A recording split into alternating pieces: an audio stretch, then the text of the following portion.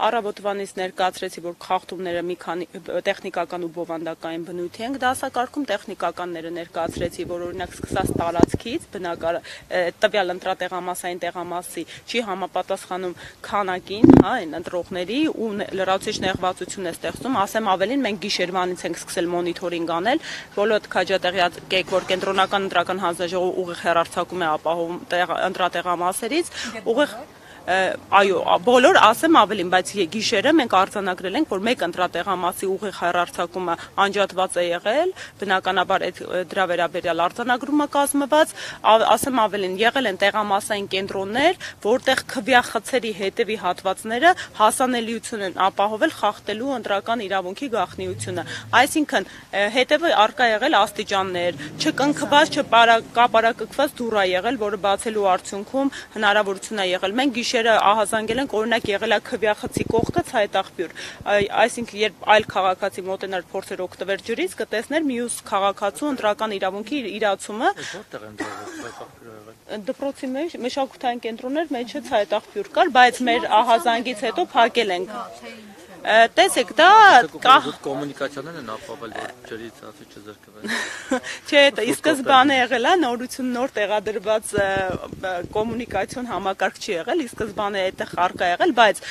պարտավորվածություն կա քվյախուցը այնպես ապահովել ու տեղադրել, որպեսզի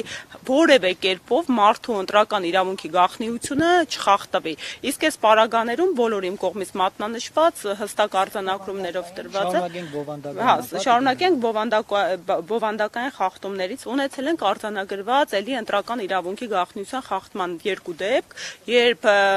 քաղաքացին հրապարակայինորեն ցույց է տվել այն քվյաթերթիկը, որը ընտրում է, դուք գիտեք, դա քրեական օրենսգրքով նախատեսված հանցավոր արարք է, անգամ իր ընտրության իրավունքը քաղաքացին իրավունք չունի հրապարակել տեղամասային կենտրոնում, դա որակվում է որպես քարոզչություն։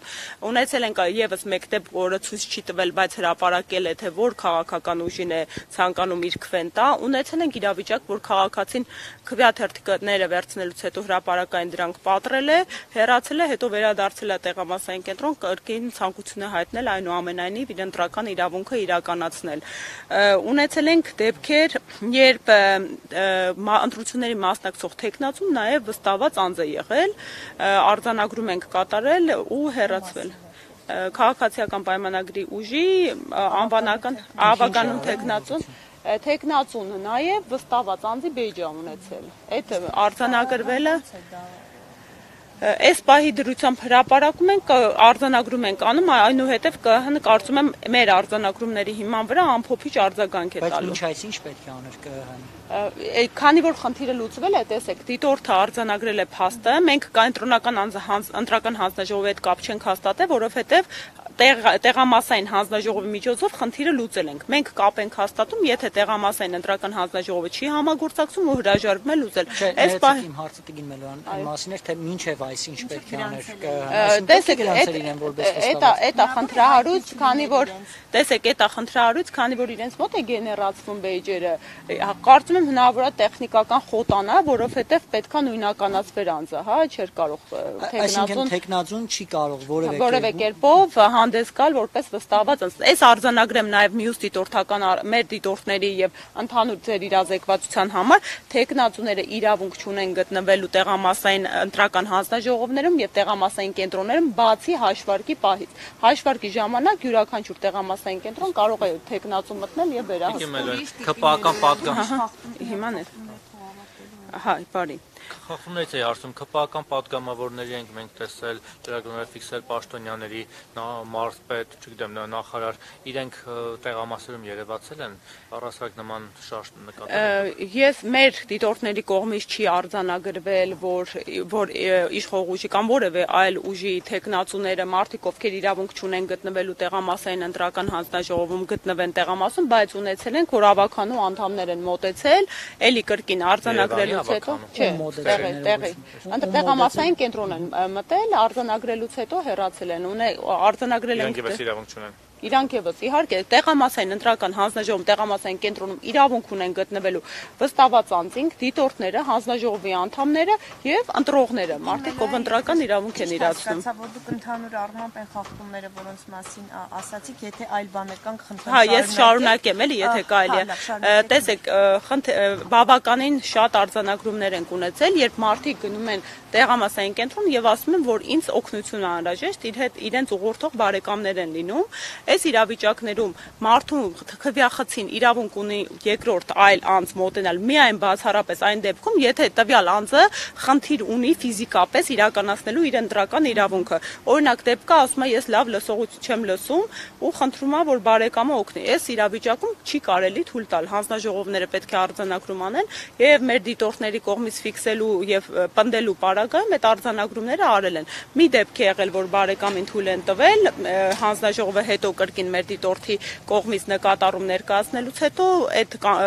արձանագրումն իրենց մոտ իրականացրել են։ Այսինքն հիմնականում են խախտումները, որոնք կարող էին լինել, կանխվել են, ոնց հասկացա։ Տեսեք, այո, կամ եթե չեն կամ կանխվել են, նախապես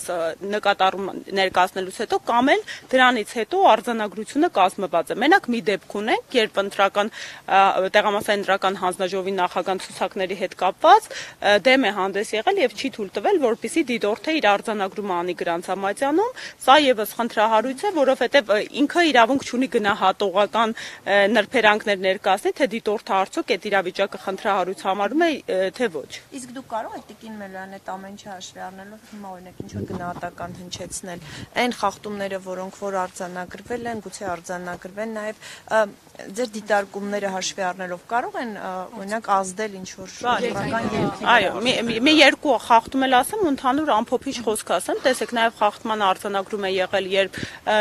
ընտրական հանձնաժողովի նախագահի գործունեությանը միջամտել են վստահված անձինք, շատ ակտիվ անընդհատ ուղղորդել են, եղել է դեպքեր, եւ որ այո, դրսից ուղղորդումներ է ֆիքսվել, եղել է արձանագրված դեպք, որ դրսում մեքենա մի քանի անգամ անձանց է բերում տանում, բայց իմ դեռ այս պահի դրությամբ այո, նույն մեքենան տարբեր ընտրողների ամփոփիչ ասեմ, բայց ընդհանուր առմամբ այս պահի դրությամբ ժամը 4-ն անց է, եթե ընդհանուր գնահատական տանք, իմ գնահատմամբ այնպիսի բնույթի ու ծավալի ընտրախախտումներ տեղի չեն ունեցել, որոնք կարող են ընտրությունների արդյունքները այս պահի դրությամբ կասկածի տակ դնել։ Դրանք մեծամասամբ էլի ընդգծեցի տեխնիկական են, իսկ բովանդակայինների հետ կապված օրինակ խնդրահարույցը իմ գնահատմամբ դա քաղաքացիների հաշվառման հասցեների հետ խնդիրն է, մենք քաղաքացիներին ուղղորդել ենք ոստիկանություն, որպեսզի դիմումներ ներկայացնեն։ Հաշվառումը, այսինքն մարդ դրսում կներեք, դրսում փակցված ցուցակները ուսումնասիրում է, որպեսզի հասկանա արդյոք ինքը առկա է ցուցակներում եւ մտել է տեղամասային հանձնաժողով ահազանգել է, որ իր հաշվառման հասցեում գրանցված են անծանոթ այլ անձինք։